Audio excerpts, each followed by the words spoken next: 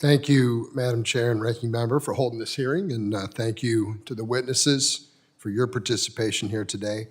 Some of my colleagues have spoken about the landmark legislation that provided millions, hundreds of millions of dollars, frankly, for water infrastructure and storage. In the San Joaquin Valley, which I represent in the heartland of California and the largest agricultural valley in the world, we specifically have a $500 million allocation for San Luis Reservoir, which is currently, I think, paused by the Trump administration. Hopefully, we're going to see some change there and be able to move forward with both upgrading the facility there and new construction. There are opportunities up and down the valley in California to develop additional water and power projects necessary to increase drought resilience and meet growing demand for power across my district, affordable clean power, by the way, that we should develop a lot more of on the West Coast. This includes some investments in major traditional above-ground storage like Sites Reservoir, which is a product of the bipartisan water bond that we did when I was in the state legislature. I was a co-author of the effort, and will be the first major reservoir built in California in a half century. The federal government has a responsibility, and I want to underscore that, in helping to fund these type of projects.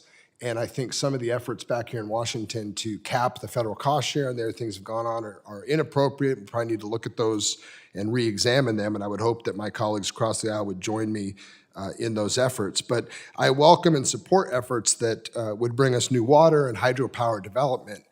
But it's also crucial that we make sure that protecting existing projects that can continue to deliver both affordable water but also energy.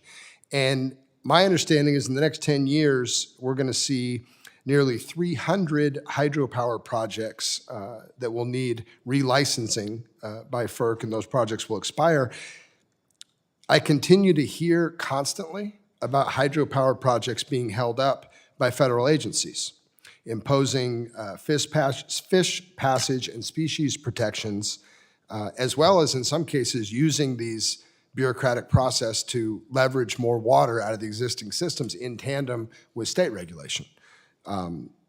This causes hydropower owners and their electric customers to address issues way beyond the actual effects of the project, both increases the cost of energy, but also limits the availability of water, which is critical when you're feeding the world out of California. 2/3 of the fresh fruits and vegetables come out of our valley. We do more dairy in one county of the 5 counties I represent than entire states in this country.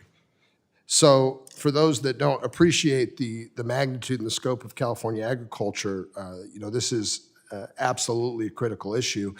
So, Mr. Webb, what impacts can regulatory uncertainty have on production and management of hydropower facilities, and what actions could this committee take to streamline these processes and avoid these inappropriate,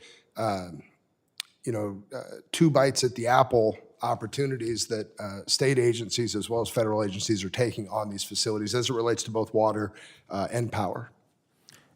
Thank you, sir, for the question. And I'm involved in a relicense project right now for a small project that we built in 1942. I wasn't there, but in 1942, and this is our 3rd license. It takes about 5 years, and each time there's things added, like you mentioned, that devalue the project.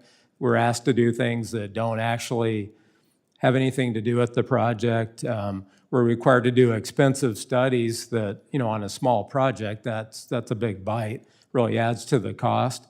So I think streamlining things, if we could be more focused on the impacts of that project and not other things in the surrounding area, looking at it as a deep pocket that, hey, if you're going to relicense this, we want you to do these other things. I think it needs to be focused on the project and streamlined, and it's very lengthy and it's very costly. I appreciate that. Thank you. And Madam Chair, I hope to work with colleagues on both sides of the aisle to find solutions that bring certainty to the operators during this process, and ultimately delivering water and generating hydropower. We need to find these workable solutions with the federal agencies and stop this double dipping and really streamline the process. So appreciate the time today. I want to close by just saying both the Tuolumne River and the Merced River in my district are currently engaged in discussions with the state of California trying to determine, trying to find a path forward through a negotiated process on water. And what's happening with these hydropower projects is having a really detrimental effect to the availability of water to the farms that really need it. So appreciate the committee's consideration in this hearing today, and I'll yield back the rest of my time.